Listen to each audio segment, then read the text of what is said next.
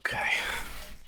Should I fold my legs? Yeah. Last year we predicted what would happen in 2025, and we got a lot of those things right. More interest in nuclear energy. Bringing nuclear power back. AI fitness. Gotta be smart with your prompts. Scrap their plans to build cheaper EVs. But there were things that even we didn't see coming. Everything's computer. Tesla car set on fire. Slim, sleek. His iPhone Air. So we're going to try again for 2026.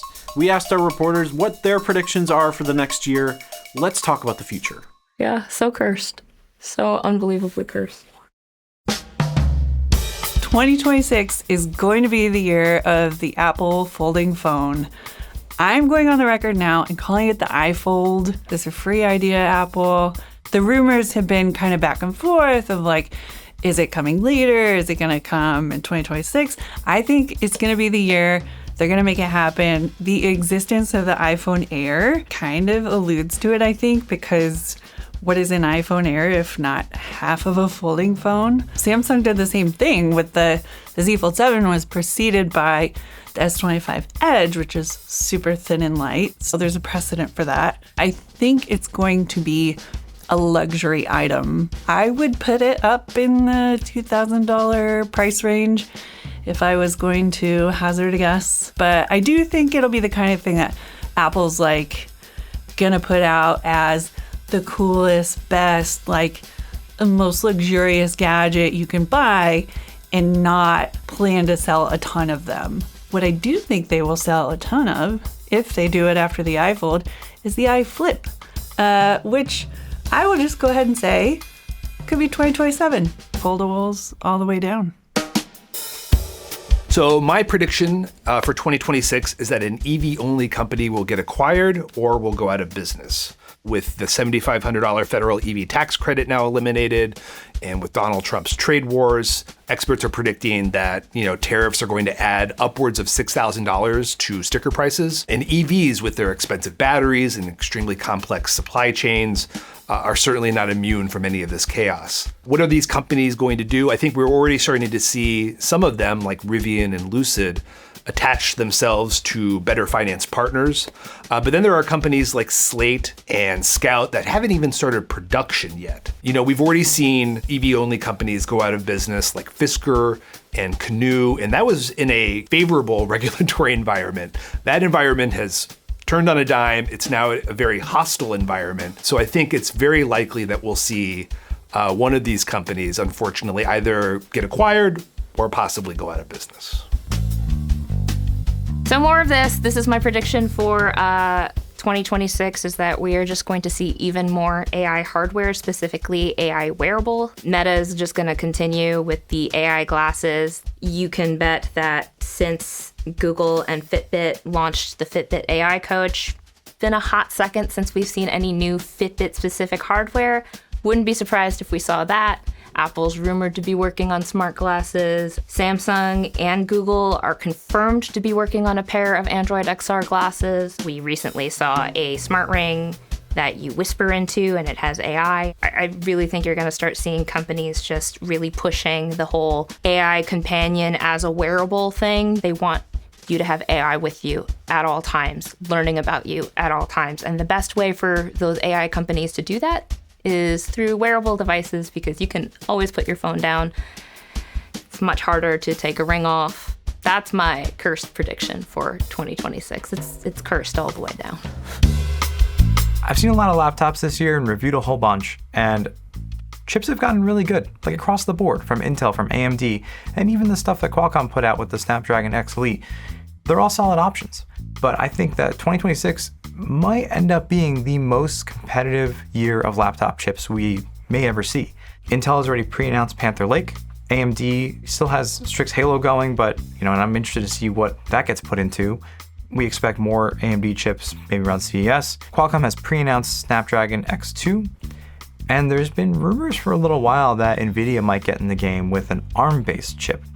That factor could really disrupt things and make it even more competitive than we've seen before. Now, mostly it's Intel and AMD, and Qualcomm has very little market share, but NVIDIA could come in with an ARM-based chip that could also be good on battery life and maybe have graphics that we wouldn't expect from integrated. Strix Halo already proved integrated graphics. can be great. It also proved they can be power hungry. It'll be interesting to see what new performance gains we can get while also maintaining good battery life and hopefully not getting too expensive. In 2026, I predict we'll have more and better home robots. But maybe not a Rosie just yet. This will be a device with intelligence, personality, and perhaps a few physical skills. Think Samsung's Bally or Amazon's Astro, maybe with an arm, more than Tesla's Optimus or 1X's Neo.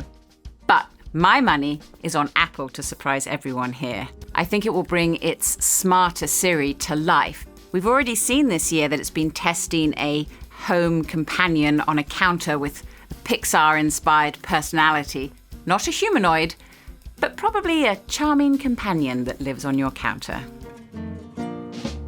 I think we're going to see OpenAI readying itself to IPO either in late 2026 or the first half of 2027. And with that, we're going to see it have to reckon with a lot of tough questions about how it's going to deliver a profit. You know, it already committed to about $1.4 trillion in infrastructure. So investors are asking questions about that. Analysts are asking questions about how it's going to deliver a profit, whether that's, starting to introduce ads and certain features within ChatGPT, or drive up subscription costs, or use this hardware device they're creating with Johnny Ive to influence a lot of spend. We don't know exactly what that's going to look like. That's what Sam Altman has said he's excited about, is the hardware. But yeah, we're going to see them have to answer a ton of questions about how they're going to make money in the next year, especially as all eyes are on them ahead of the IPO. 2026, I think, is going to be pretty dirty. One of the big factors at play is generative AI. It is raising electricity demand, which had previously flatlined for years. As a result, utilities and energy companies are proposing building out more fossil fuel infrastructure, gas-fired power plants and pipelines in the name of meeting growing demand for AI. We've also seen, for example, xAI build out gas turbines to its own data center to power itself. We're also seeing the Trump administration rolling back environmental protections. We've actually, over decades, have made pretty good progress on cleaning up air pollution and taking steps to address climate change. And suddenly we're seeing an about face in that. And, this isn't just a US story. This is something that has global consequence because, pollution doesn't stay in one place. It crosses borders, and the US is the second biggest polluter when it comes to greenhouse gas emissions. And so what happens here will have impacts for people around the world. Okay, here's my prediction. I think we're going to stop using the word podcast, or at least it will start to feel outdated. At the end of last year, I wrote about how podcasts started to experiment with video, taking hosts you've only heard voices of and putting them into a well-lit studio, competing on a whole new playing field, aka YouTube and TikTok. I think next year it will be really hard to define what is a podcast and what is just like a video show. Just like how no one really uses the phrase web series anymore, I think the word podcast will sound like a vintage internet term. This year, we've heard media executives and producers start to drop the word entirely, calling them just shows, and linking up with Hollywood to have major stars hosting them. Netflix is going to add podcasts to their streaming platform, developing their own shows and working with major networks like Spotify, iHeartMedia, and Sirius. With TV shows like The Late Show with Stephen Colbert ending and the recent suspension of Jimmy Kimmel Live, talk show style podcasts on YouTube are now considered to be the next generation of late night TV. I can imagine a podcast going into Colbert's time slot at 11:30 on CBS. All this also means is that a lot of the openness of podcasts might go away, unfortunately, and become more centralized on platforms like YouTube and Netflix. I'm thinking next year you won't be recommending your friend your new favorite podcast, but something you watched on your TV. All right, those are our predictions. Let us know what you think. I want to know some of your predictions. Put them in the comments and come back next year and see how well we did.